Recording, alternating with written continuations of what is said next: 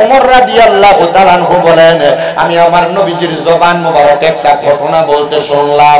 তিনজন পাপী ব্যক্তি পাপ কাজ করার জন্য এলাকার সব মানুষকে অত্যাচার করে, অনাচার করে। এলাকার মানুষ তাদের অত্যাচার অনাচারে বড় অতিষ্ঠ। দেখবেন এলাকায় এমন অনেক শয়তান মার্কা লোক আছে যার এলাকার অত্যাচার অনাচারের কারণে এলাকার ভালো মানুষও থাকতে পারে না। আপনারা বলেন এমন মধ্যে তাদের কুপরামর্শ করবে মানুষকে যেন বিপদে ফেলাইতে পারে। এই তিনজন মিলা ঘোড়ার পিঠে উইঠা মাগরিবের নামাজের সময় টকবক করতে করতে এরা তাদের এলাকা ছাইরা দিয়া বড় একটা পাহাড়ের গুহার মধ্যে প্রবেশ করছে। পাহাড়ের গুহার মধ্যে যাইয়া এরা নিয়ত করতে, এরা কুমন্ত্রণা করতেছে, আজকে এই ব্যক্তিকে বিপদে ফেলা হবে, আগামীকালকে ওই ব্যক্তিকে বিপদে ফেলা হবে, এরপরের দিন ওই ব্যক্তিকে বিপদে ফেলা হবে। আর ওই এলাকার একজন আল্লাহওয়ালা ব্যক্তি আল্লাহ তাআলার কাছে হাত বাড়ায় দোয়া করে, আল্লাহ, যে তিনজন ব্যক্তির কুমন্ত্রণার কারণে অত্যাচারের কারণে এলাকার মানুষ শান্তিতে থাকতে পারে না, আপনি তিনজন ব্যক্তিকে হেদায়েত দান করেন। এবার আপনারা বলেন হেদায়েত দেওয়ার মালিক একজন, তিনি কে? আসতে বলছেন, আরো জোরে কন্যা, তিনি কে? ও বাবা, অত্যাচারীর অত্যাচার থেকে বাঁচতে চান কি চান না? জোরে কন্যা, বাঁচতে চান কি চান না? নাডার নাডামি থেকে বাঁচার দরকার আছে না নাই? ওই তিনজনের অত্যাচারের কথা শুই না আল্লাহ পাকের খাস নেককার বান্দা আল্লাহ তাআলার কাছে দোয়া করে, আল্লাহ, এই তিনজনের অত্যাচারে আমার এলাকার মানুষ বড় অতিষ্ঠ, আপনি একটু খাস করে দোয়া করে দেন। দেখবেন আপনাদের এলাকার মানুষ যখন বিপদে পড়ে পেশোয়ারি দরবারের পিসা হুজুরের কাছে যায়, মহিষমারি দরবারের পিসা হুজুরের কাছে যায় দোয়া চায়, হুজুর একটু দোয়া করবেন, বড় বিপদে আছি, বড় অভাবে আছি, বড় টেনশনে আছি, মুসিবতে আছি, হুজুর আপনাদের তাহাজ্জুদ নামাজের দোয়ার কারণে আল্লাহ তাআলা আমাদেরকে বিপদ থেকে উদ্ধার করবে। দোয়া চান কি চান না? কথা কয় না, দোয়া চান কি চান না? ওই হুজুরও দোয়া করছে, আল্লাহ এদেরকে বিপদ থেকে উদ্ধার করেন, এদের বিপদ থেকে উদ্ধার করেন। এবার ওই তিনজন ব্যক্তি যখন কুমন্ত্রণা কুপরামর্শ করে, ওই কুপরামর্শ করার সময় তারা ওই গুহার মধ্যে আটকা পড়ে গেছে। একদিন না, দুই দিন না, টানা এক সপ্তাহ পর্যন্ত গুহার মধ্যে আটকা পড়ে গেছে। কেমনে পড়ছে জানেন? বড় একটা গুহার মুখ, ওই গুহার মুখের মধ্যে বড় একটা পাথর আইসা মুখটারে বন্ধ করে দিছে। একটা পাথর না, ওই পাথরের পেছনে আরেকটা পাথর গুহার মুখটা বন্ধ করে দিছে। দুইটা পাথর না, আরেকটা পাথর আইসা তিনটা পাথর গুহার মুখটা বন্ধ করে দিছে। ওই তিনজন চিন্তা করে, আল্লাহ, আজকের 7 দিন কোনো খাবার নাই, কোনো পানি নাই, কোনো কিছু আমাদেরকে আহার করানো হয় না। আমরা জানি আমরা মানুষের প্রতি যে অত্যাচার করার জন্য নিয়ত করেছি, আপনি হয়তো আমাদেরকে এই গুহার মধ্যে ঢুকায়া শাস্তি দিয়ে মারতেছেন। আল্লাহ, আপনার দরবারে মাপ চাই গো, আমরা আর কোনোদিন গুনাহ করব না, আর কোনোদিন মানুষের প্রতি অত্যাচার করব না, মানুষের প্রতি কুমন্ত্রণা করব না। আল্লাহ, আপনি আমাদেরকে আল্লাহর হস্তে মাফ করে দেন না। এবার এই তিনজন থেকে একজন ডাক দিয়ে বলতেছে, হে আল্লাহর বান্দারা, তোমরা তো সারা জীবন মানুষের ক্ষতি করেছো, এখন তোমাদের ডাক কবুল করা হবে না। মনে রাখবেন, কিয়ামতের আগ মুহূর্তে মানুষের দোয়া কবুল হওয়া বন্ধ হয়ে যাবে। মানুষের দোয়া কবুল হওয়া বন্ধ হওয়ার অন্য কোনো কারণ না রে, অন্য কোনো কারণ না। মানুষের দোয়া কবুল হওয়া বন্ধ হওয়ার কারণ হইল মানুষ গুনাহ করতে করতে গুনাহকে তারা গুনাহ মনে করবে না, গুনাহকে তারা গুনাহ মনে করবে না। আল্লাহর বান্দা এই তিনজনের মধ্য থেকে একজন ডাক দিয়ে বলতেছে, ও দুইজন মানুষ, সারা জীবন মানুষের প্রতি অত্যাচার করেছো, অনাচার করেছো, তোমাদের মাঝে এমন কোন ভালো আমল আছে নাকি? ওই নেক আমল দিয়ে আল্লাহর কাছে দোয়া করো, আমার আল্লাহ তাআলা তোমাদেরকে দেখবা মাফ করে দিব। তিনজনের মধ্য থেকে একজন ডাক দিয়া কয়, আমি অন্য কোন ভালো আমলের কথা বলতে পারবো না, আমার একটা ভালো আমল আছে। বলে, কি ভালো আমল? বলো। বলো, অন্য কোনো ভালো আমল না, আমার বাড়িতে একজন চাকর চাকরি করার জন্য আসছে, তাকে আমি প্রতিদিন চাকরি করলে, আমার বাড়িতে কর্ম করলে আমি তার এক খুশি করে চাউল দিতাম। সে আমার বাড়িতে একটানা 30 দিন পর্যন্ত চাকরি করেছে, আমার বাড়ি থেকে সে 30 খুশি চাল নেওয়া যায় নাই। সে আমারে বলেছে, বাদশা, আপনার বাড়িতে চাকরি করার কারণে আপনার কাছে আমি 30 খুশি 30 কেজি চাল পাওনা হয়ে গেলাম। তবে বাদশা বাদশা এই চালগুলো আমি নিব না, কারণ এই চালগুলা খাওয়ার উপযুক্ত আমার কাছে মানুষ নাই। বাদশা আপনার কাছে চালগুলা রেখে দে, আমি পরে আপনার কাছ থেকে নিয়ে যাব, আমানত রাখেন। কিন্তু আমরা সমাজে আমানত দূরের কথা, আমরা সমাজের ভিতরে একজন মানুষের কাছে যদি অল্প কিছুক্ষণের জন্য কোনো মাল রাখা হয়, এটা এখান থেকে ওইখানে হইতে দেরি হয় না। সোনারা বাংলাদেশে কথা কন্যা ঠিক কিনা আছে না? আমার মুসলমানেরা মনোযোগ দেন। ওই চাকর ডাক দিয়া কয় আপনার কাছে রাখলাম আমি আমার সামানটা, আমানত। কন্যা কি কথা কন্যা কি রাখছি? আমানত বড় শক্ত জিনিস, আমানতের খেয়ানত করবেন না, বেঈমান হওয়ার সম্ভাবনা আছে, বেঈমান হবেন। আমানত কখনো খেয়ানত করবেন না। বাদশা বলে আমার ভালো কাজ হলো, আমি আমার কাছে 30 খুঁটি চাউল রাইখা দিলাম, কিন্তু অনেক দিন হয়ে গেছে সে আমার কাছ থেকে আইসা চাউলগুলা নিয়ে যায় না। আমি দেখলাম চাউল দেখবেন বেশি দিন যদি ড্রামের মধ্যে থাকে, এই চাউলের মধ্যে কেরি ফুক ধরে। আপনার কি ফুক কম? কেরি ফুক ধরে। ওই বাদশা বলে ওই 30 কোটি চাউল আমি আলাদা করে একটা বস্তার মধ্যে, একটা ড্রামের মধ্যে রাইখা দিলাম। চাউলগুলার মধ্যে পোকা ধরে যাচ্ছিল। আমি চিন্তা করলাম তার চাউলগুলা যদি নষ্ট হয়ে যায়, আমি আমার কাছ থেকে ভর্তুকি দিয়া তারে চাউলগুলা দেওয়া লাগবে। আমি চাউলগুলা বাজারে বিক্রি করেছিলাম। বিক্রি করার পর এই চাউলের টাকা দিয়া যেই টাকা হইছে, আমি বাজার থেকে একটা ছাগল ক্রয় করছি। ছাগল, ওই ছাগলটা লালন পালন কইরা, ওই ছাগলের বাচ্চা হইতে হইতে অনেক বাচ্চা। চিন্তা করলাম এত ছাগলের বাচ্চা লালন পালন করা আমার পক্ষে সম্ভব না। আমি ছাগলগুলা বিক্রি কইরা বড় বড় 2টা গরু ক্রয় করলাম। আমি গরুগুলা লালন পালন করতে করতে গরু ও বাছুর দিতে দিতে এত বেশি হয়ে গেছে, আমি এগুলার টাকা দিয়া, দুধ বিক্রি করা টাকা দিয়া 2টা রাখাল রাইখা সুন্দর ঘর বানায়া একটা বড় খামারের মধ্যে আমি তার গরুগুলা লালন পালন শুরু করলাম। এমন একদিন ওই রাখাল আইসা আমার কাছে বলেছে বাদশা আমার চালগুলা মানে ফেরত দেন। আমি তখন রাখালকে বললাম এই যে গরুর গোয়ালটা দেখতে পাও, গরুগুলা 2 জন রাখা আছে, এগুলা তুমি নিয়ে যাও। আমারে রাখা ওই চাকর ব্যক্তি বলেছে, চাকরিওয়ালা বলেছে হুজুর আপনি কি আমাদের সাথে এখন মজা করতেছেন? বলে না না না মজা করি না। বলে আমি তো আপনার কাছে মাত্র 30 কোটি চাউল দিয়েছি, এগুলা কেমনে গোয়াল গরু পরিমাণ গরু হয়? বলে মনে রাখবা আমি তোমার চালগুলা বিক্রি কইরা নষ্ট হয়ে যাওয়ার ভয়ে আমি ছাগল ক্রয় করেছি, এগুলা বিক্রি কইরা গরু ক্রয় কইরা তোমারটাকে আমি উন্নতি করে দিয়েছি।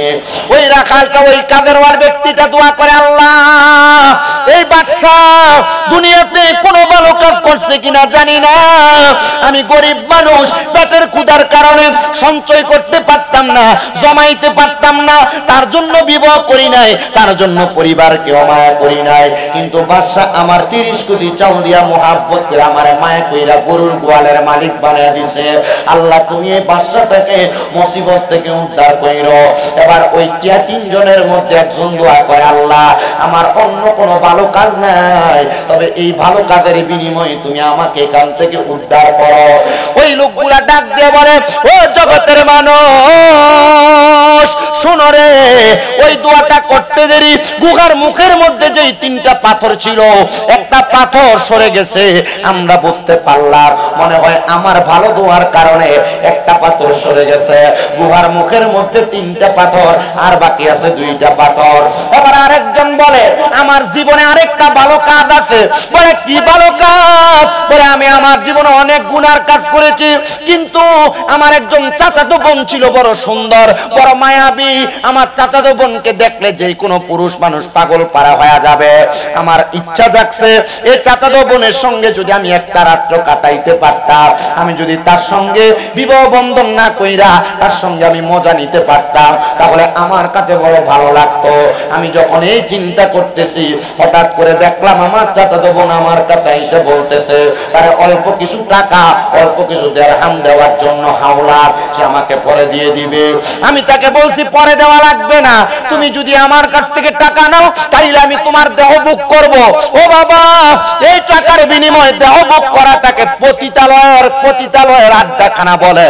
বাংলাদেশের নারী সঞ্চয় আইন, নারী সংকলন আইনের মধ্যে, পরিষদের মধ্যে কয়েকদিন আগে কিছু নারীরা বলেছে দৌলতদিয়া সহ যত নারীরা দেহ ব্যবসা করে এইটাকে শ্রমের মর্যাদা দেওয়ার জন্য। আরে বাংলাদেশে যদি দেহ ব্যবসাকে শ্রমের মর্যাদা দেয় কোনো সরকার বাংলাদেশে যদি কোন নারীদের দেহ ব্যবসাকে শ্রমের মর্যাদা দেয়, ওই সরকারও বেশি দিন থাকতে পারবে না। এই জন্য আমরা কোরআন সুন্নাহ মোতাবেক যে আইন বাস্তবায়ন করলে নারীরা সম্মান পায়, আমরা সেই আইনের পক্ষে কথা বলি। নারী বিষয়ক আইন সঞ্চয়নের যে বিষয়গুলো নারীরা বাস্তবায়ন করার কথা বলেছে, আমরা এটার পক্ষে না। কারণ আমরা ইসলামকে মানি। ইসলাম বলে মহিলারা ঘরে থাকবে, মহিলারা দেহ ব্যবসা করবে না, নিজের দেহ অন্য পুরুষের মাঝে ফুটে তুলবে না। এবার আপনারা বলেন নারীরা দেহ ব্যবসা করুক, এটাকে আপনারা চান নাকি? এই কথা বলেন, চান নাকি?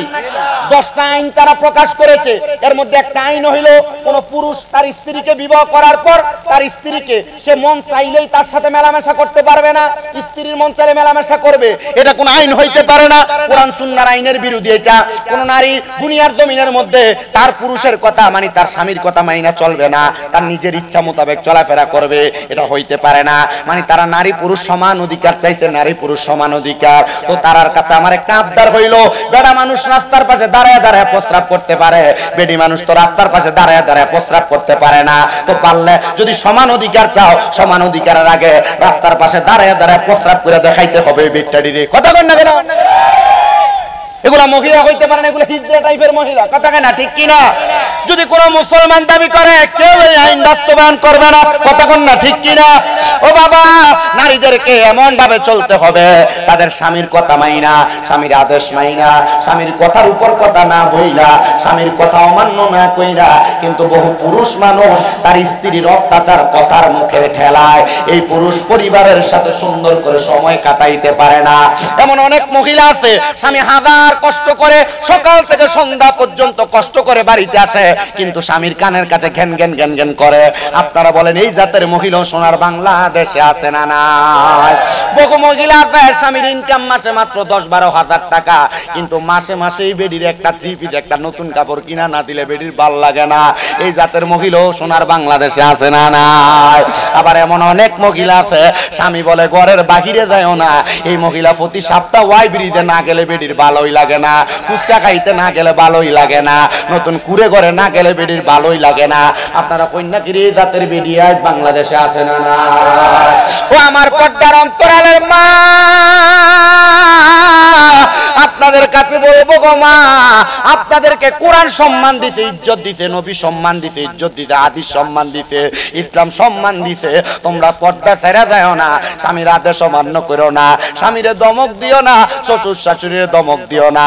এবার আপনারা বলেন নারীরা জান্নাতে যাওয়ার জন্য এই ভালো ভালো কাজগুলা করার দরকার আছে না নাই?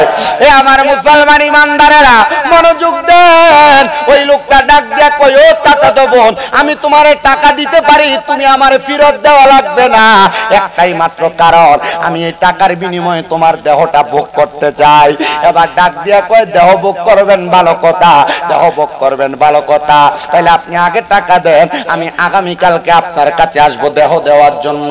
মেয়েটা টাকা নিয়ে চলে গেছে। পরের দিন রাত্রবেলা তার চাচাতো ভাইয়ের কাছে আসছে। সে বলে আমি আমার চাচাতো বোনের বুকের মধ্যে ধরে ধাক্কা দিয়ে আমার খাটের মধ্যে ফেলে দিছি, আমি তার সঙ্গে মেলামেশা করব। এমন টাইমে আমার চাচাতো বোন আমার বুকের মধ্যে হাতটা দিয়া বলছে, এ ভাই আপনি একটু আল্লাহকে ভয় করেন। আমি আমার আল্লাহরে ভয় কইরা তার সঙ্গে মেলামেশা করা বন্ধ রাখলাম। আমি যখন বন্ধ রাখলাম, সে কান্না করতে করতে আমার ঘর থেকে চইলা গেছে। আমার জীবনে কোনো ভালো কাজ আছে কিনা আমি জানি না, তবে আমার এই ভালো কাজটার উসিলে আল্লাহ নিয়ে আমার এই গুহা থেকে বাঁচায়। ওই লোকটা ডাক দিয়া কয়, জগতের মানুষ রে, আমি দোয়াটা করতে দেরি, আমি তাকে দেখলাম সাথে সাথে গুহার মুখ থেকে আরেকটা পাথর সরে গেছে। 3টা পাথর দিয়া গুহার মুখটা বন্ধ ছিল, 2টা পাথর 2টা ভালো কাজের বিনিময় সরে গেছে। এবার আরেকটা লোক বাকি, সামনেও আরেকটা পাথর বাকি। ওই লোকটা ডাক দিয়া কয়, আমার কোনো ভালো কাজ আমার কাছে আছে কিনা আমি জানি না, তবে আমার কাছে একটা ভালো কাজ আছে। আমার বাড়িতে আমি অনেকগুলা বকরি পালন করতাম। আমার বকরিগুলা পালন করতে করতে আমার বাড়ির মধ্যে এই বকরিগুলা যখন দুধ দিত, আমি বকরির দুধগুলা দহন কইরা আগে আমি আমার আম্মা জানকে খাওয়াইতাম। বকরির দুধগুলা দহন কইরা আমি আমার আম্মা জানকে খাওয়াইতাম। আমার আম্মারে খাওয়ানোর আগে আমি আমার স্ত্রী এবং সন্তান কাউকে বকরির দুধ পান করাইতাম না। ও জগতের মানুষ, আমি যখন হঠাৎ করে একদিন বকরির দুধ দহন করে আমার মায়ের ঘরে গেলাম, আমি তাকায়া দেখলাম আমার মা জননী ঘরের মধ্যে ঘুমায়া গেছে। আমার মা জননী দুধগুলা পান করে নাই, আমার মা ঘুমায়। কিন্তু আমার মারে দুধ পান করানো ছাড়া আমি আমার সন্তান এবং স্ত্রী কাউকে আমি দুধ পান করাই নাই। আমি চিন্তা করতে লাগলাম, হাইরে এমন কি হয়ে গেল যার কারণে আমার মা ঘুমায়। আমার মা ঘুমানোর আগ পর্যন্ত, ঘুম থেকে জাগ্রত হওয়ার আগ পর্যন্ত আমি আমার মা জননীর আমি দুধ পান না করে কাউরে দুধ পান করাই নাই। আমি সাথে সাথে তাকে দেখলাম আমার মা ঘুম থেকে জাগ্রত হয়েছে সকালবেলা। জাগ্রত হওয়ার সাথে সাথে আমি আমার মারে দুধ পান করাইয়া পরে আমি আমার সন্তান এবং আমার স্ত্রীর দুধ পান করাইছি। আমি আল্লাহর দরবারে দোয়া করলাম, আল্লাহ অন্য কোনো ভালো কাজ লাগবে না, আপনি আমার এই ভালো কাজটার বিনিময়ে আপনি আমার দোয়াগুলো কবুল করে নেন। আমার আল্লাহ তাআলা সাথে সাথে দোয়া কবুল করছে। দেখলাম গুহার মুখ থেকে তিনটা বড় বড় পাথর সরে গেছে। আর আমার আল্লাহ তাআলা আমাদেরকে পাথর সরাইয়া আমাদেরকে এই গুহা থেকে মুক্তি দান করছে।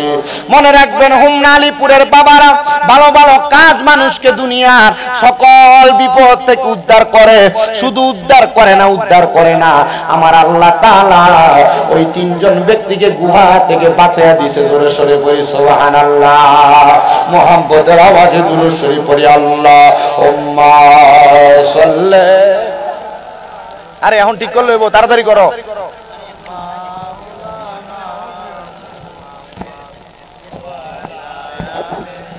কেমনে লড়ছে? হাত লাগলে কি হবে? হাত লাগলে যদি লইরা যা, তুই আসার খেলি কি হবে? মাদাল্লাহুম্মা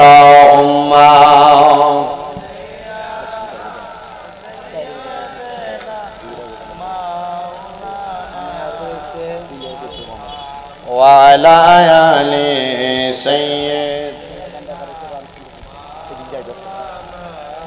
জগত পাগল কাবার জন্য, কাবা পাগল মাবুদের, মাবুদ পাগল দয়াল নবীজির, নবীজি পাগল উম্মতের। আল্লাহুম্মা সাল্লি আলা মাওলানা মুহাম্মদ ওয়া আলা আলিহি। না খারাপ কাজ। মোটামুটি আমরার কলের ফানির লাইন রাস্তা কেমন?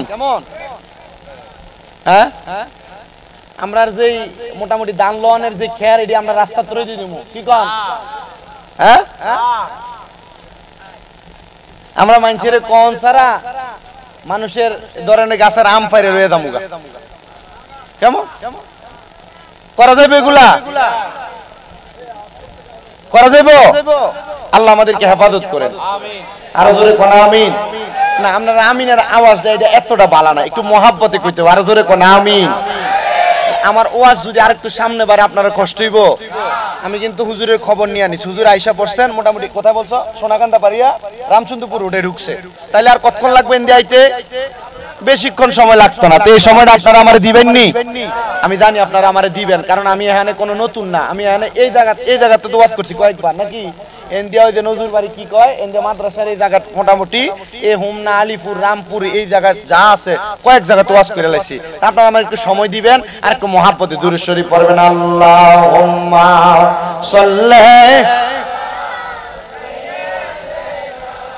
মাওলানা মুহাম্মদ ওয়া আলা আলি সাইয়্যিদিনা।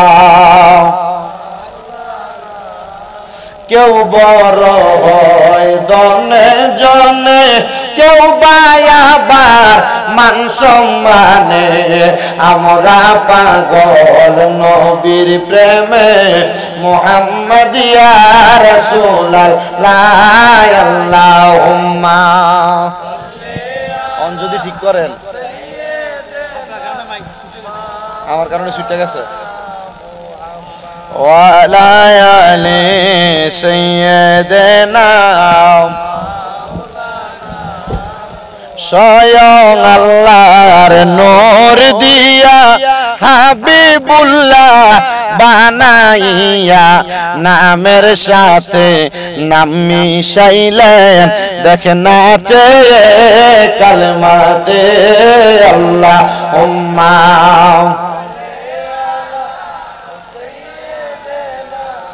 মাওলানা মুহাম্মদ ওয়া আলা আলি সাইয়্যিদিনা। আসেন আমার ভাইয়েরা, বাবারা, বন্ধুরা, এই মাসটা চলতেছে পবিত্র জিলহজ মাস। এই জিলহজ মাসে আমার আল্লাহ তাআলা ইব্রাহিম নবীর মাধ্যমে ওনার সন্তান ইসমাইল জবিউল্লাহর কোরবানি, ওনার সন্তানের জায়গায় জান্নাতি দুম্বা কোরবানির মাধ্যমে এই মাস শেষ করছে। আবার আমার আল্লাহ তাআলা এই ইসমাইল আলাইহিস সালাতু ওয়াস সালামের পরবর্তী মানে জিলহজের কোরবানি পরবর্তী আরবি মাস শুরু করছে আমার আল্লাহ আরেকটা কোরবানির মাধ্যমে। যে কোরবানিটা হয়েছে কারবালার ময়দানে। কথা কর ঠিক কিনা? ও বাবা, এই কারবালার বয়ান যদি সুন্নিরা করতে যায় তাইলে সুন্নিদের কারবালার বয়ান বড় লম্বা হবে, কিন্তু দেখবেন এলাকার আশেপাশের মধ্যে বিভিন্ন জায়গায় বড় বড় হুজুররা, বড় বড় বক্তারা ওয়াজ করে, কথা সত্য। বদরের যুদ্ধের ওয়াজ করে, উহুদের যুদ্ধের ওয়াজ করে, খন্দকের যুদ্ধের ওয়াজ করে, লেকিন কারবালার যুদ্ধের ওয়াজ করে না। কারবালার যুদ্ধের ওয়াজ যদি করে তাইলে আমার নবীর গায়েবের খবরের প্রমাণ হয়ে যাবে। কথা কোন ঠিক কিনা? বন্ধুরে বলে হুজুর কেন কেন প্রমাণ হবে? কারণ কারবালার ময়দানের পুরাটা যুদ্ধ এটা আমার নবীর ইলমে গায়েবের প্রমাণ। বলে হুজুর কেমনে ইলমে গায়েবের প্রমাণ? আমার দয়াল নবী রাহমাতুল লিল আলামিন নবীর কলিজার টুকরা সন্তান ছিলেন দুইজন ছেলে সন্তান। একজনের নাম তৈয়ব, আরেকজনের নাম ছিল তাহের। আমার নবীর দুইজন সন্তান আমার দয়াল নবী রাহমাতুল লিল আলামিন নবীর কাছে, আর আমার নবীর কলিজার টুকরা নাতি খাতুনে জান্নাত মা ফাতেমাতুজ জহরা রাদিয়াল্লাহু তাআলা আনহা। ওই খাতুনে জান্নাত ফাতেমার দুইজন সন্তান, একজনের নাম ইমাম হাসান, আরেকজনের নাম ইমাম হোসাইন রাদিয়াল্লাহু তাআলা আনহুমা।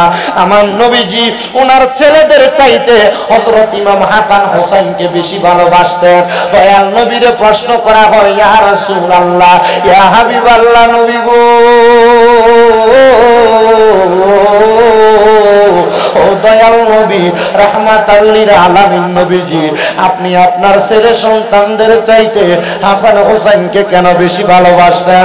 আমার দয়াল নবী কয়, জগতের সাহাবায়ে কেরামের দলেরা, আমার আল্লাহ তাআলা আমার হাসান হোসেনকে দুনিয়ার জমিনে পবিত্র বানাইছে।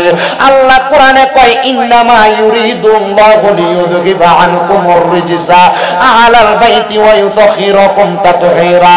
আমার আল্লাহ কয়, নিশ্চয়ই বন্ধু নবী গো, যারা আপনার আহলে বায়াত, যারা আপনার বংশধর, আমি আল্লাহ তাআলা তাদেরকে পবিত্র বানায়া দিছি। আমার দয়াল নবী ডাক দিয়া কয়, সাহাবায়ে কেরাম, আমার ইমাম হাসান ইমাম হোসেন এই দুইজন হবে জান্নাতের যুবকদের সরদার। আমার উম্মতের মধ্যে যে যুবকেরা দুনিয়ার জমিনে আমি নবীরে মুহাব্বত করবে, ভালোবাসবে, তারা আমার ইমাম হাসান আর হোসেনের সাথে জান্নাতের মধ্যে যাবে। আমার দয়াল নবী রাহমাতুল লিল আলামিন নবী কয়, জগতের মানুষ, আমি ইমাম হাসান আর ইমাম হোসেন রাদিয়াল্লাহু তাআলা আনহুমা এই দুইজনকে আমার সাথে নিয়ে আমি রওনা করলাম মসজিদে নববীর দিকে। হাসান হোসেন আরবের মরুভূমির মদিনা শরীফের পাথরের আঁকা বাঁকা রাস্তা দিয়ে যখন হাঁটে, হাসান হোসেন উহ আহ করে শব্দ করতে লাগলো। আমি বুঝতে পারলাম মরুভূমির পাথরগুলা তাদেরকে বড় কষ্ট দেয়, তাদেরকে বড় আঘাত দেয়। আমি এইটা দেখা ইমাম হাসানকে আমার ডান কাঁধ মোবারকে উঠাইলাম, ইমাম হোসেনকে আমার বাম কাঁধ মোবারকে উঠাইলাম। উঠাইয়া আমি দয়াল নবী আস্তে আস্তে করে মদিনার দিকে যাইতেছি। বন্ধুরে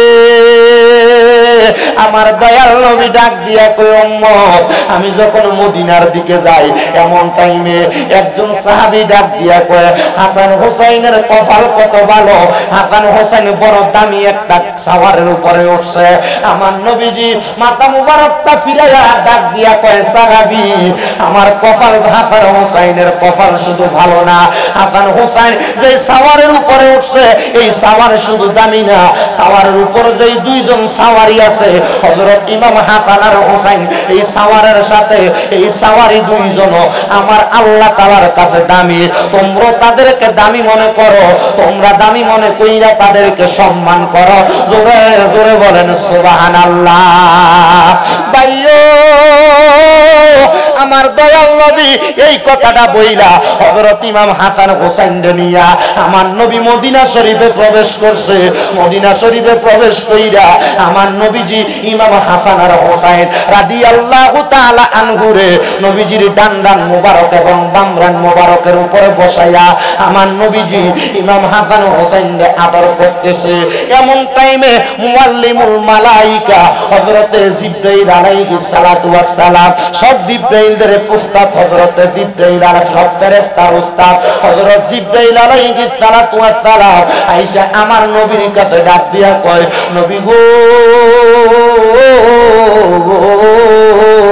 ইয়া রাসূলুল্লাহ নবী গো আমার আল্লাহ বলছে আপনার এই আদরের দুইজন নাতি থাইকা একজন নাতিরে আমার আল্লাহ তাআলার ওয়াস্তে আল্লাহ নিয়া যাইবো আমার দয়াল নবী ডাক দিয়া কয় জিবরাইল আমার আল্লাহরে জানায়া দাও আমি আমার এই দুইজন নাতির একজনকেও দিতাম না আমি নবীজির দুইজন সন্তান আছে রে এই মধ্য থেকে একটা সন্তানরে নিয়া যাইতে বলো আমার আল্লাহ তাআলা আমার নবীর ইচ্ছা তারে মানব জাতির কাছে ধর্ম বানায়া পাঠাইছে নবী যা ইচ্ছা করত মানব জাতি সেই ইচ্ছার আমল করা লাগতো এখনো পর্যন্ত করে কিয়ামত পর্যন্ত করবে করতে থাকা লাগবে যদি করতে পারেন মুমিন যদি না করতে পারেন বেঈমান হয়ে যাবেন এবার জিবরাইল অল্প কিছুদিন পর আবার আমার নবীর কাছে আসছেন আয়েশা ডাক দিয়া কয় ইয়া রাসূলুল্লাহ ইয়া হাবিবাল্লাহ নবী গো আমার আল্লাহ বলছে এই দুইজন নাতি থেকে একজনকে আপনার দেওয়া লাগবে নবী আমার ডাক দিয়া কই জিবরাইল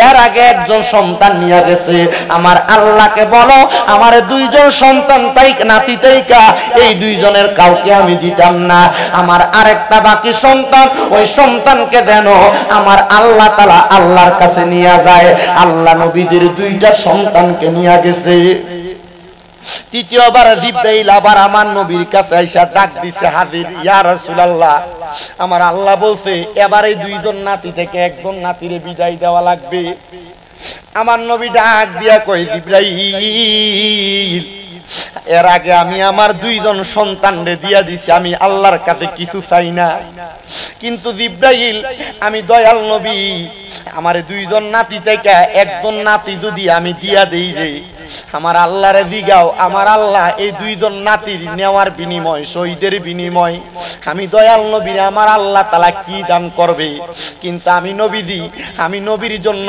কোনো কিছু চাই না আমার বংশধরের জন্য চাই না আমি নবী চাই আমার গুনাহগার উম্মতের জন্য জিবরাইল আমার আল্লাহ তাআলার কাছে জানিয়ে দিছে আল্লাহ আপনার নবী দুইজন সন্তান আপনার ওয়াস্তে দিয়া দিছে কিন্তু আপনার কাছে কিছু চায় নাই কিন্তু আমার আল্লাহ তাআলার কাছে এই দুইজন নাতির বিনিময় কিছু চাইছে আমার আল্লাহ ডাক দিয়া কয় জিবরাইল আমার নবীরে জানাইয়া দাও আমার নবীজির কলিজার টুকরা বড় নাতি ইমাম হাসান রাদিয়াল্লাহু তাআলা আনহুরে ওই এলাকার জমিনে কুফানগরীর বড় বড় পাগড়িওয়ালা পাঞ্জাবিওয়ালা কিছু মুনাফিক মুসলমান দাবিদার এরা আমার ইমাম হাসান রে ক্ষমতার লোভে পইরা এরা চেয়ারের লোভে পইরা আমার ইমাম হাসান রে তারা বিষ পান করাইয়া দিবে দয়া বলবা আমার আল্লাহ তাআলা ইমাম হাসান রে জান্নাতের যুবকের সরদার ঘোষণা দিয়া দিছে আমার নবী ডাক দিয়া কয় হে জিবরাইল একজনরে নেওয়ার বিনিময় না সরদার ঘোষণা দিছে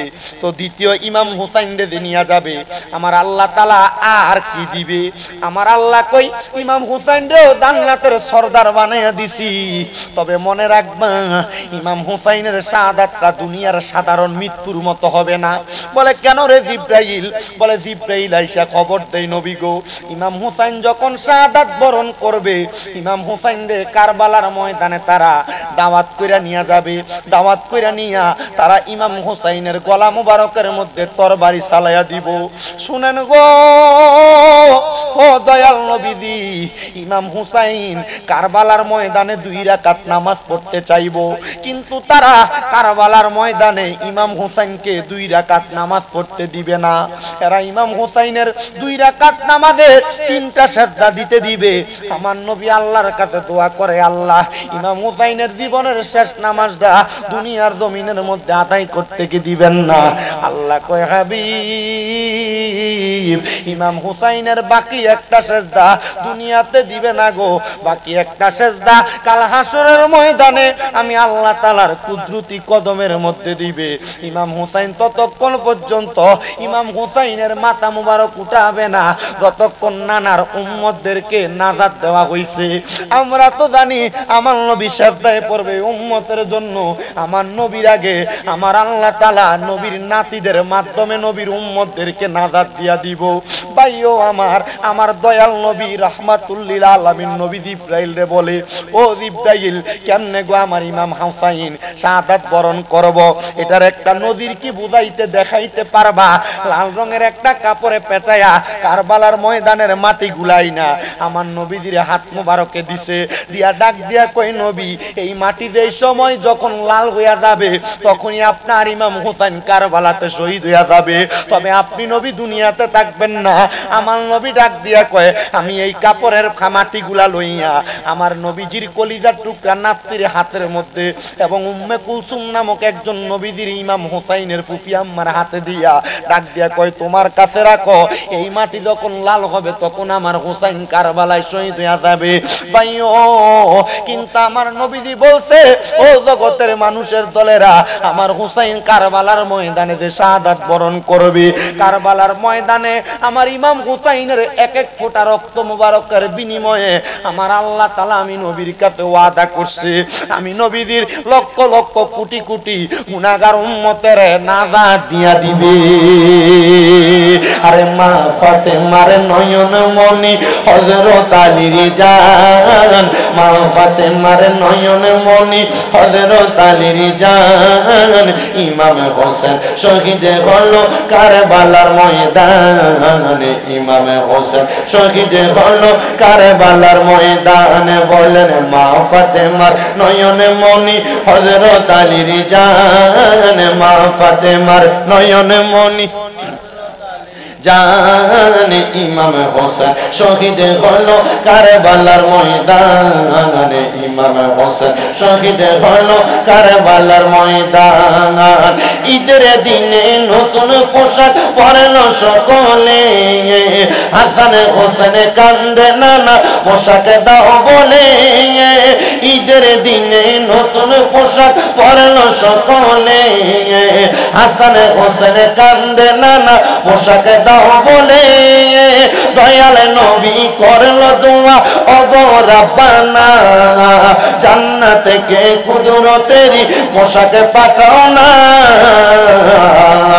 লাল সবুজের সেই পোশাকে কারবালার ঈশান, লাল সবুজের সেই পোশাকে কারবালার ঈশান, ইমাম হোসেন শহীদ হলো কারবালার ময়দানে, ইমাম হোসেন শহীদ হলো কারবালার ময়দানে। বলেন মা ফাতেমার নয়ন মনি হযরত আলীর জান, বলেন মা ফাতেমার হযরত আলীর জান, ইমাম হোসেন শহীদ হলো কারবালার ময়দানে, ইমাম হোসেন শহীদ হলো কারবালার ময়দান।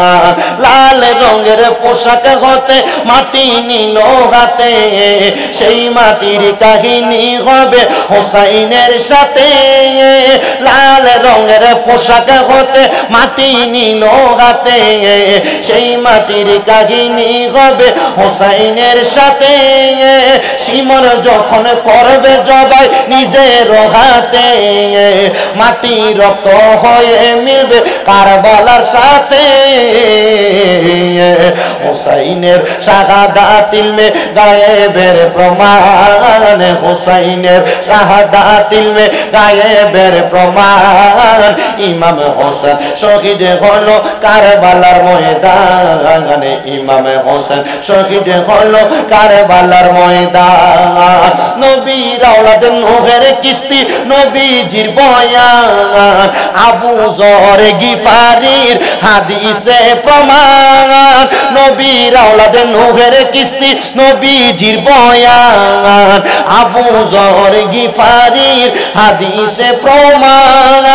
জীবনে দিবে ঈমান পাবে সুন্নিদের পথে, জান্নাতে তোর জায়গা হবে হোসাইনের সাথে। জীবনে দিবে ঈমান পাবে সুন্নিদের সাথে, জান্নাতে তোর জায়গা হবে হোসাইনের সাথে।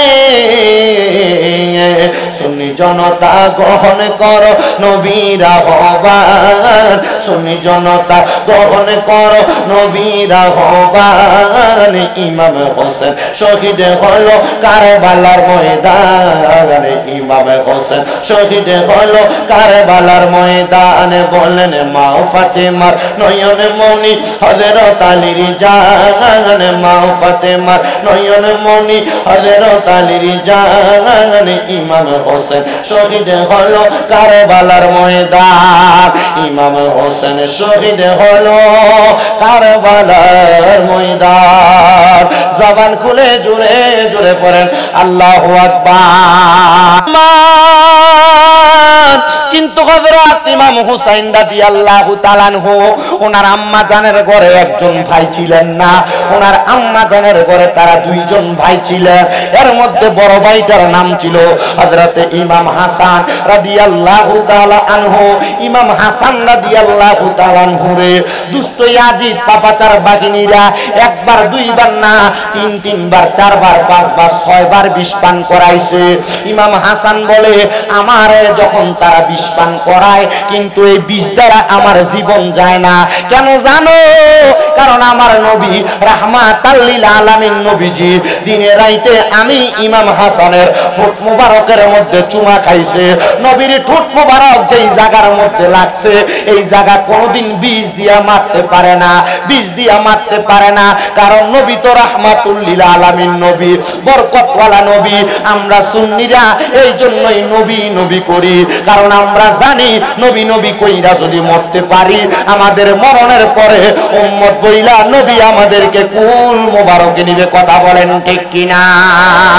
ও বন্ধু, ইমাম হাসানকে যখন বিষ পান করায় ছয়বার বিষ পান করানোর পরে ইমাম হাসান রাদিয়াল্লাহু তাআলা আনহু একবার দুইবার তিনবার চারবার পাঁচবার ছয়বার বিষক্রিয়ায় যখন ইন্তেকাল শাহাদাত বরণ করে না, ইমাম হাসানের বিষের সাথে মরুভূমির নুড়ি পাথরকে ওই দুষ্ট পাপাচাররা পাইটা ইমাম হাসানের বিষের মধ্যে তারা মিশিয়ে দিছে।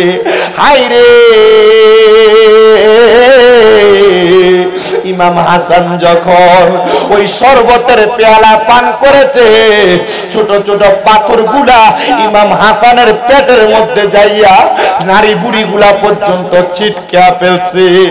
আর সাওয়ারিকুল মুহরিকার মধ্যে লিখতেছে ইমাম হাসান যখন ওই বিষক্রিয়া নয় পাথরের গুড়ার আঘাতে যখন মাটিতে চক্কর মেরে পড়ে যায় ইমাম হাসান না না কইয়া একটা জোরে চিল্লানি মারছে।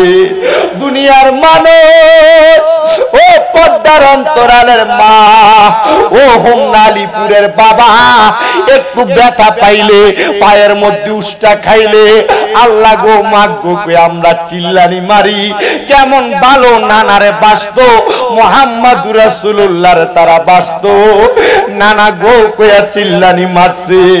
ইমাম হুসাইন পাশের একটা জায়গায় থাকা অবস্থায় মালিক ইবনে মারওয়ান নামক একটা লোককে ডাক দিয়া কয়, কোথায় জানি আমার প্রাণের বড় ভাই ইমাম হাসান ব্যথা পাইয়া নানা গো কইয়া চিল্লানি মারছে। আরে না তোমার ভাই না, অন্য কেউ চিল্লানি মারতে পারে।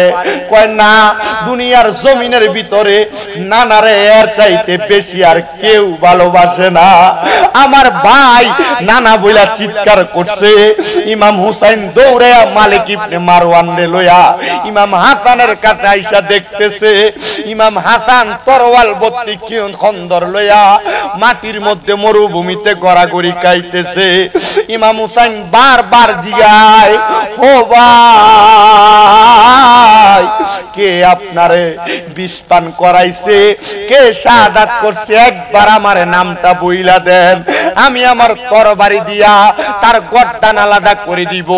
ইমাম হাসান বলেছে, ইন্নাল্লাহা মা'আস সাবিরিন, নিশ্চয় ধৈর্য ধারণকারীর সাথে আল্লাহ আছে। হায়রে ইমাম হাসান আপনার শহীদ করে দিল, তবু আপনি ধৈর্যের বাণী শোনান, কারণটা কি?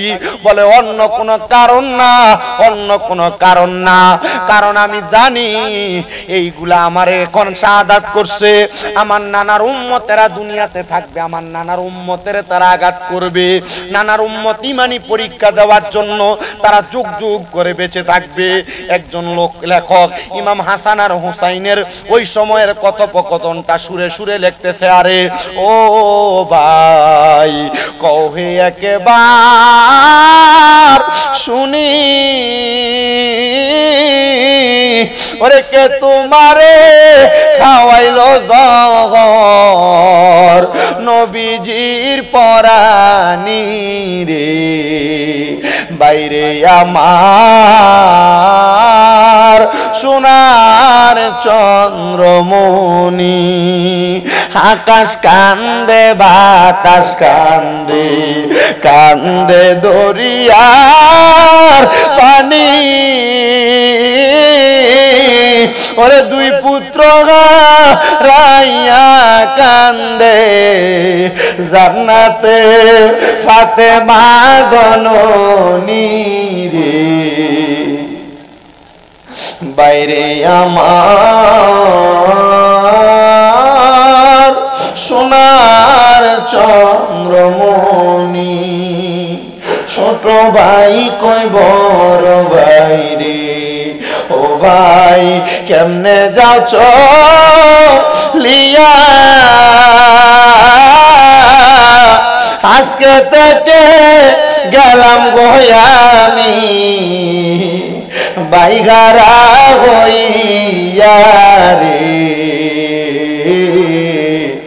বাইরে আমার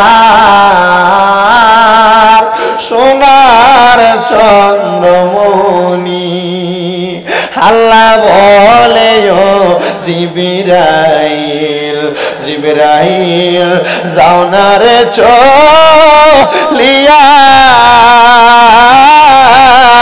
ওরে 70 হাজার ফেরেশতা আনো জানাজার লাগি ইয়ারে,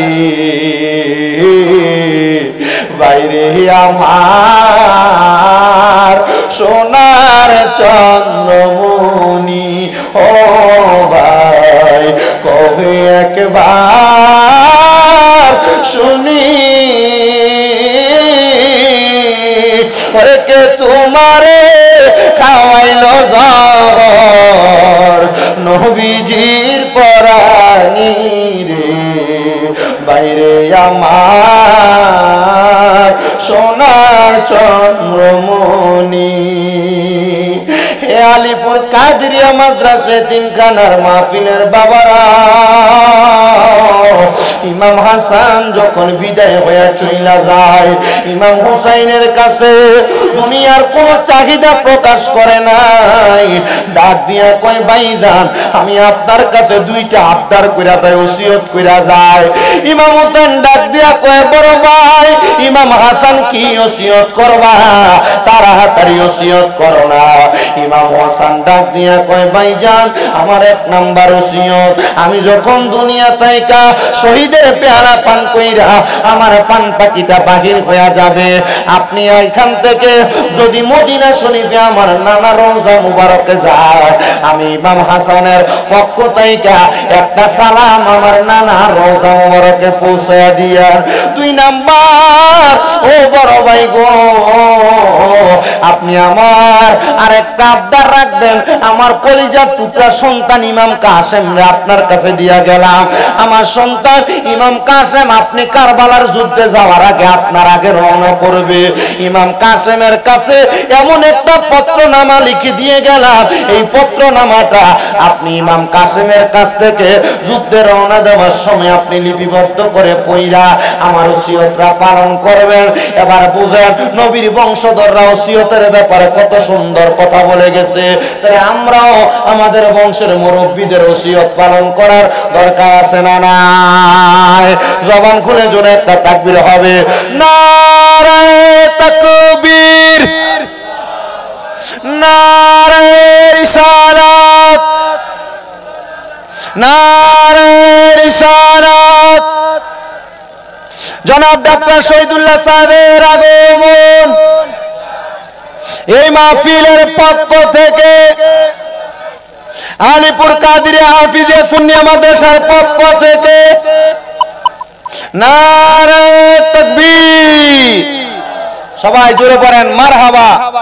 আমরা দেখতে পাচ্ছি আজকের মাহফিলে যিনি সম্মানিত উদ্বোধক, যিনি আপনাদের আবাসিক মেডিকেল অফিসার উপজেলা স্বাস্থ্য কমপ্লেক্স জনাব ডাক্তার শহীদুল্লাহ সাহেব, উনি এসে উপস্থিত হয়েছেন। আপনারা খুশি না বেজার?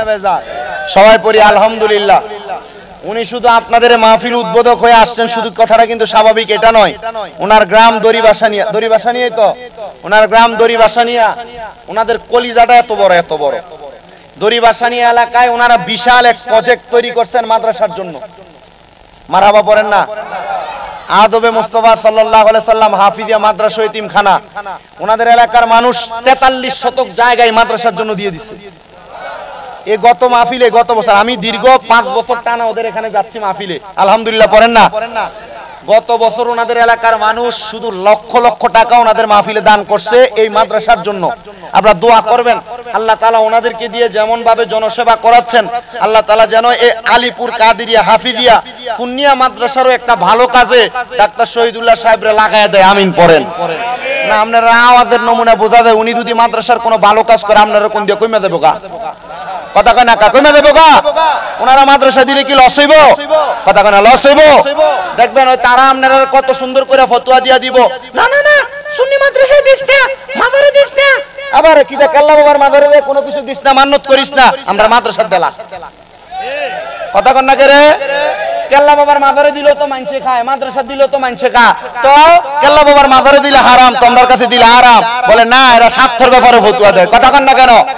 এরা ফাইবার লেগে ফতোয়া দেয়, কয় মরার পরে 7 দিন না 40 করে খানা করিস না। আবার যদি কয় খানাটি রাইন্দা তার মাদ্রাসা দেলাইবো তাহলে খুশি হয়। কথা কন না করে? এ আছে না নাই? আল্লাহ এর থেকে আমরা হেফাজত করো। আমি কারো বদনাম করি না ভাইজান। এই পৃথিবী সুন্দর, স্বাভাবিক, শালীনতা নিয়ে চলে। একটা মাদ্রাসা দ্বীনি শিক্ষা প্রতিষ্ঠান, কোরআন শিক্ষা গ্রহণ করবে। এখানে যদি কেউ কোনো কিছু দান করে, সদকা করে, তা আপনারা এটারে বেদাত ফতোয়া দেন কে লাগা? না দেলাইলে তো আমরার বাগেরটা কমে দেবো গা। কথা কন না করে? ঠিক না? তো ডাক্তার শহীদুল্লাহ সাবরিদি আলিপুর মাদ্রাসায় কিছু একটা হক আপনারা কারা কারা চান হাত তুলেন। ওই চাই না বলে চান কি চান না? হাত একটা তুলছে মনে হয় অল্প চাই, দুইটা তুলে একটা জোরে তাকবীর দেওয়া চাই জোরে।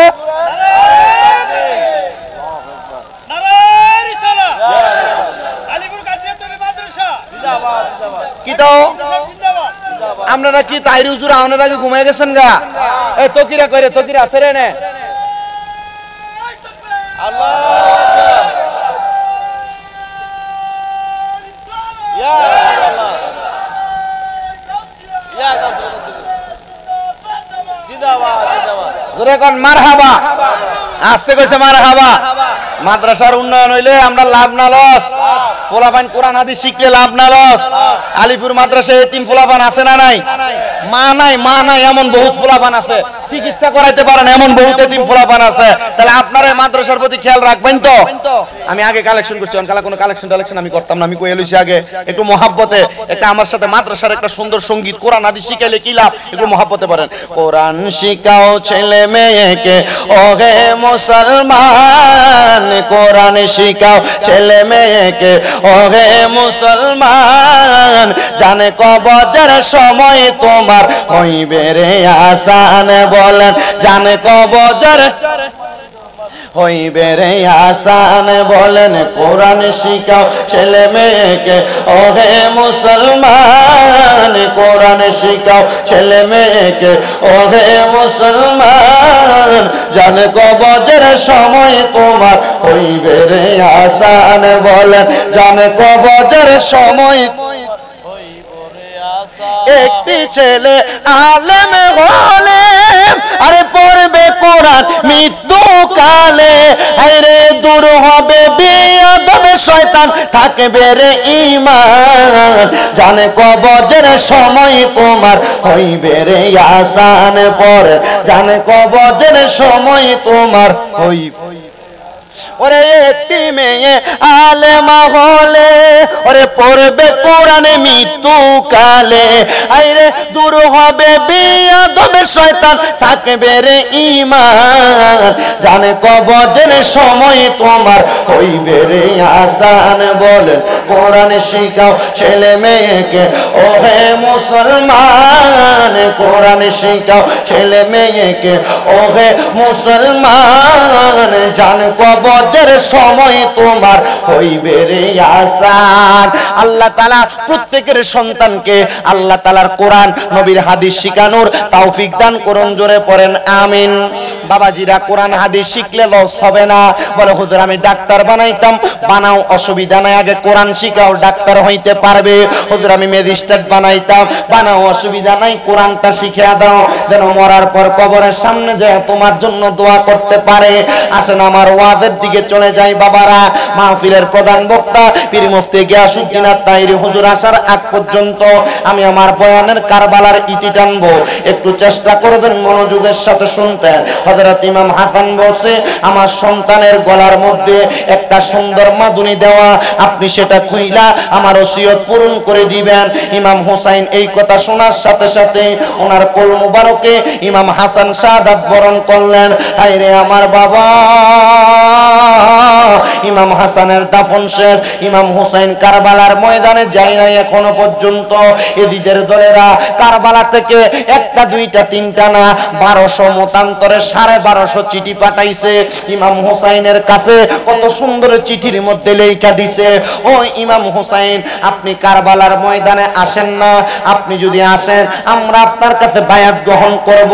ইমাম হুসাইন একা কোনো সিদ্ধান্ত নিতেন না, নবীর সাহাবায়ে কেরাম আছে, নবীর সহচর আছে, তাদেরকে সামনে নিয়ে ইমাম হুসাইন কয় দেখো তারা আমারে কুফায় আহ্বান জানায়। নবীর সহচররা ডাক দিয়া কয় ও ইমাম হুসাইন আপনি যদি কারবালায় যান, আপনি যদি কুফাতে যান, আপনার বংশধরের মধ্যে আপনার কলিজার টুকরা বাবা হযরতে আলী কাররামাল্লাহু ওয়াজহুকে তারা কুফা নগরীতে নিয়ে নামাজরত অবস্থায় তীর মেরে দিছে, ওনার পায়ের মধ্যে তীর লাগছে। ও হুসাইন আপনি কারবালায় যাইয়েন না। ইমাম হুসাইনকে সর্বশেষ 1250 নাম্বার চিঠির মধ্যে লেখছে, হুসাইন আপনি যদি কারবালাতে না আসেন, আমাদেরকে বায়াত না করার, তাইলে আমরা আপনার নানার কাছে ময়দানে মাশরে নালিশ করে দিব। ও নবীজি আপনার নাতিকে বায়াত নেওয়ার জন্য আমাদের কাছে ডাকছিলাম, আপনার নাতি বায়াত নেয় নাই। ও হোমনা আলিপুরের বাবারা যারা এখনো বায়াত গ্রহণ করো নাই, পীরের হাত ধরো নাই, এখনো সময় আছে বায়াতে রাসূল গ্রহণ করো। বলে হুজুর কেন? কারণ বায়াতে রাসূল নাজাত পাওয়ার রাস্তা। তারা পীর ধরছেন, হক্কানি পীরের পীরের হাতে হাত রাখছেন, বায়াত নিছেন, আপনারা নাজাত পেয়ে যাবেন। তবে সাবধান, পীরের আদেশ মানা লাগবে। পীরের কাছে মুরিদ হইছেন, পীরের আদেশ মানেন না, পীরের সঙ্গে বেয়াদবি করেন, পীরের হুকুম মাইনা চলেন না। পীর নামাজ পড়তে কয়, আপনি পড়েন না। পীর রোজা রাখতে কয়, আপনি রাখেন না। পীর যাকাত দিতে কয়, আপনি দেন না। পীর মানুষকে সম্মান করতে কয়, আপনি করেন না। পীর বলে সিগারেট খাও না, আপনি বেশি করে খান। পীর বলে খারাপ পথে যাও না, আপনি বেশি করে যান। আল্লাহর কসম, আল্লাহর কসম, হক্কানি পীর আপনারে নামাজের কথা বলবে, হক্কানি পীর রোজার কথা বলবে, হক্কানি পীর হজ যাকাত দান সদকার কথা বলবে। আর যারা বন্ধ, তারা পেছনে উরুসের নাম দিয়া গান বাজনা করবে। কথা কইনা করে হয় কি হয় না? আপনার হোমনা এলাকায় কি কম না বেশি? বাঞ্ছারামপুর এলাকায় কম না বেশি? তিতার সাইডে কম না বেশি? আল্লাহর কসম মনে রাখবেন, যারা পেছনে লেখে উরুস মুবারক আর বেডিয়ায় তাইনা গান বাজনা করে, এরা ভণ্ড। এদের সঙ্গে সুন্নিদের কোনো সম্পর্ক নাই। এদের কারণে সুন্নিদের বদনাম হয়। বেডি দিয়া গান বাজাইতে কোনো পীর মাশায়েখ বলে নাই। আর যদি কয় ওই পীর বলছে, ওই পীর তালাক, এমন পীর কেউ ধরলে তারে তালাক দাও। হক্কানি পীর আপনারা নামাজ শিখাবে, রোজা শিখাবে, হজ শিখাবে, দান সদকা শিখাবে, হালাল পথ শিখাইবো। আপনারা সেই পথে চলার চেষ্টা করবেন, বায়াতে রাসূল গ্রহণ করবেন যারা এখনো করেন নাই। ও মুসলমান ইমানদারেরা, আরেকটা কথা সহজভাবে বলে দিয়ে যাই। আপনারা স্বাভাবিক অনেকে বলে দেয়, মা বাপ থাকতে কেন পীর ধরবো?